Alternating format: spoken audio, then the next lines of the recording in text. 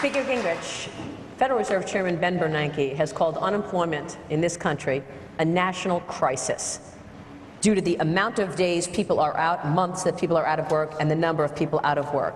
Many of you have come up with tax reform plans. Why is tax reform the path to job creation? And if it's not the only path, what else can you implement to get people back to work?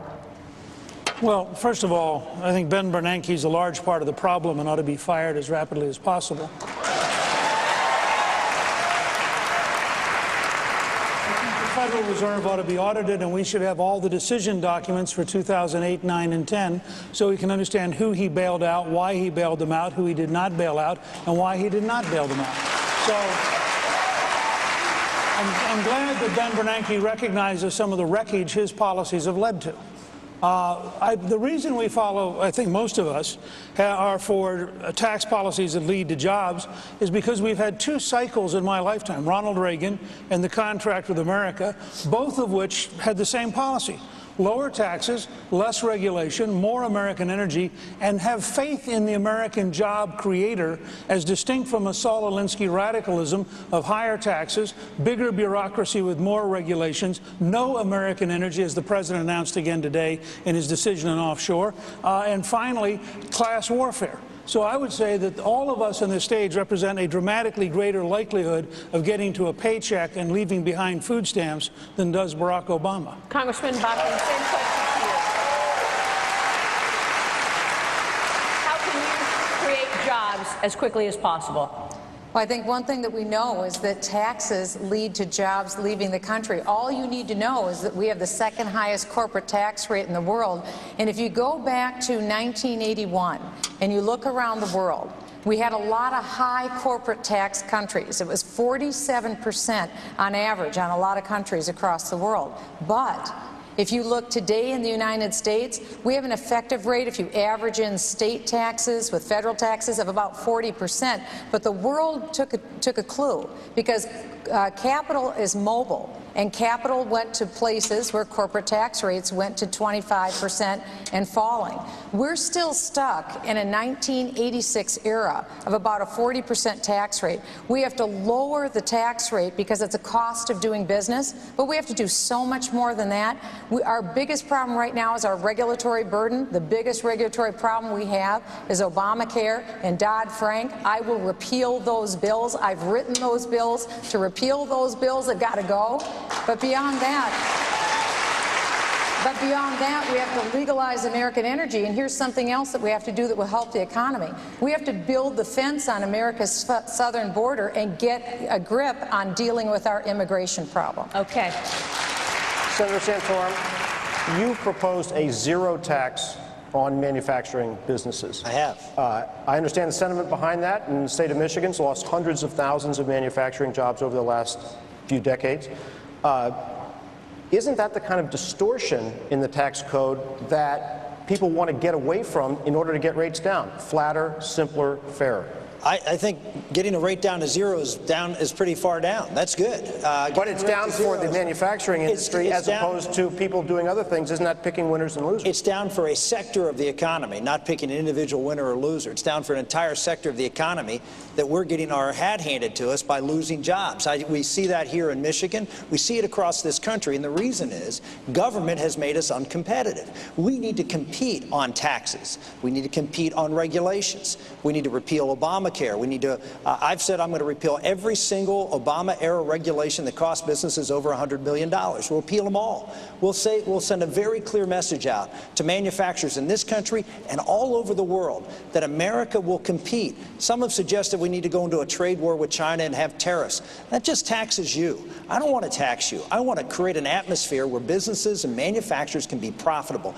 Lower taxes, repatriating funds, 0% tax if you repatriate those funds and invest them in plant and equipment. And then, of course, an energy policy that everyone on this stage is going to agree with that says we are going to produce energy in this country. I'm different than many of them, that I'm going to cut all the subsidies out and let the market work as opposed to creating incentives for different forms of energy that the government supports. You have all said that you will repeal the president's health care legislation. We will get into that because we want to know then what.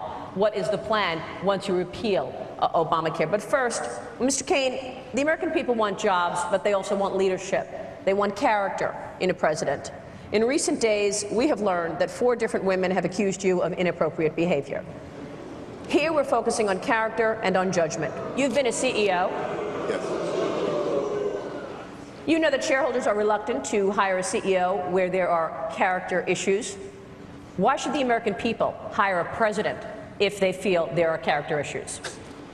The American people deserve better than someone being tried in the court of public opinion based on unfounded accusations.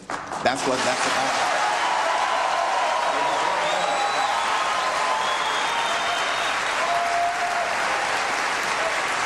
And I value my character and my integrity more than anything else. And for every one person that comes forward with a false accusation, there are thousands who would say none of that sort of activity ever came from Herman Cain. You're right. This country is looking for leadership. And this is why a lot of people, despite what has happened over the last 9 days, are still very enthusiastic behind my candidacy. Over the last 9 days,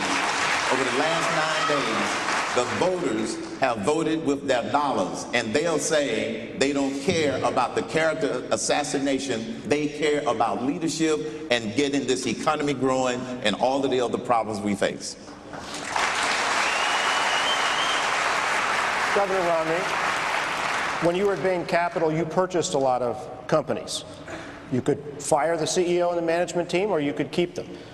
Would you keep a CEO? Are you persuaded by what Mr. Cain has said? Would you keep him on if you had bought his company?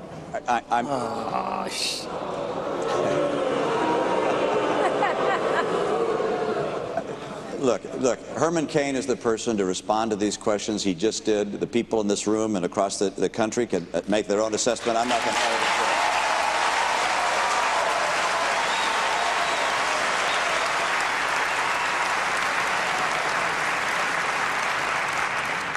Governor Huntsman, let me switch back to the economy.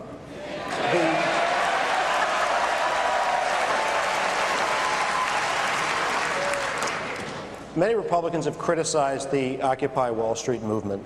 But we had an NBC News Wall Street Journal poll this week that showed a large proportion of the American people, 76%, said they believe there's something wrong with our economy that tilts toward the wealthy at the expense of others. Do you consider something wrong with the structure of our economy and the income inequality that it produces? Is that something government should do something about, and if so, what? Let me just say that I want to be the president of the 99%. I also want to be the president of the 1%. This nation is divided, and it's painful, and it is unnatural for the most optimistic blue sky people this world has ever known. We are problem solvers. When I hear out the people who were part of the Wall Street protest, I think, thank goodness we have the ability to speak out. I might not agree with everything they say. I don't like the anti-capitalism messages. But I do agree that this country is never again going to bail out corporations. I do agree. Thank you. I do agree that we have blown through trillions and trillions of dollars with nothing to show on the balance sheet but debt, and no uplift in our ability to compete, and no addressing our level of unemployment. And I do agree that we have institutions, banks, that are too big to fail in this country. And until we address that problem, we can fix taxes, we can fix the regulatory environment, we can move toward energy independence. So long as we have banks that are too big to fail, we are setting ourselves up for long-term disaster and failure. So, Governor, you agree with Governor Romney that the bailout that Governor Snyder supports in Michigan was a mistake? The bailout here in the auto sector, $68 billion worth. We're going to end up footing a bill, Governor Snyder knows that, of probably $15 billion when all is said and done. I don't think that's a good use of taxpayer money. Instead, there ought to be some way of taking the auto sector through some sort of reorganization, get them back on their feet. The people in this country are sick and tired of seeing taxpayer dollars go toward bailouts, and we're not going to have it anymore in this country. Governor Romney, do you believe public companies have any social responsibility to create jobs? Or do you believe, as Nobel laureate Milton Friedman, the most important, most influential conservative economist of the 20th century held, that corporations should exist solely to create maximum profit for their shareholders?